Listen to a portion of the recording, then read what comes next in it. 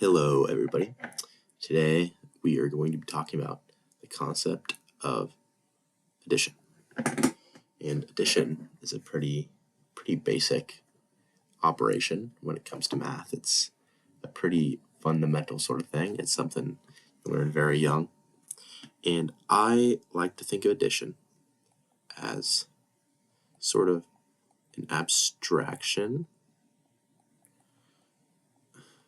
of counting. This is going to take me a bit to write out, so I'll kind of talk while I do this. I found a very funny way to think about it is that addition is really just counting. I'll show you what I mean. Let's draw a few numbers here. 0, 1, 2, 3, 4. So addition, let's say we start at number 1. Then we draw this plus symbol, as we call it, to denote we're talking about addition. Then how much you want to count up by. Let's go 2. So we start at 1. We count up 1. That brings us to 2. Then we count up another 1. That brings us to 3. So basically, what we're doing is we're counting these little bumps right here, right? And we're seeing where that ends up. And that's basically the easiest way to think about it. A sort of allegory, easier, real-life way to think about it than that sort of abstract number line is say we have a group of apples. I'm just going to draw them as circles. We have a group of 1 apple and 2 apples.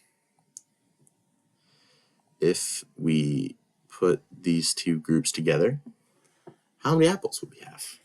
We would have 3 apples. You can just count that. Pretty simple, right?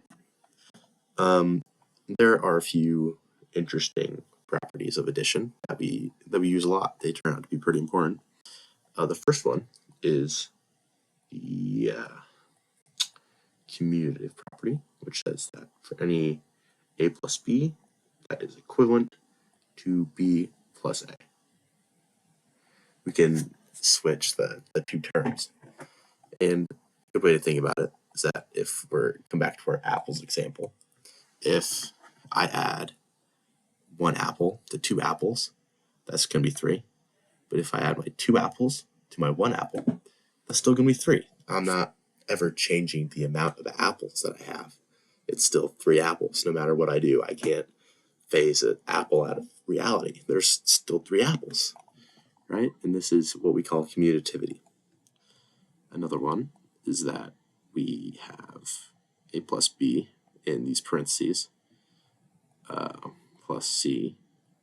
That is equivalent to a plus parentheses b plus c. This is called our associative property.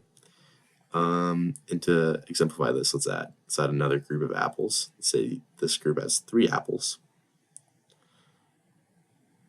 And if we count this, we can see that there's 6 apples here. So when we put these groups together, we're still going to have 3 apples. It doesn't matter if I add these 2 groups first. It doesn't matter if I add these 2 groups first. It doesn't matter if I add these 2 groups first. We're still going to have 6 apples. Another one is that there is a sort of identity, an additive identity as it's called, which is 0, such that a plus 0 equals a. Pretty simple. You could think if you have 1 apple and you add 0 apples, you have 1 apple. Easy. This is pretty simple. There's not much more to addition that I'll get into right now. Next, we'll go into subtraction of sorts, or basically negative numbers. So yeah, that's all for addition. See ya. Thanks for watching.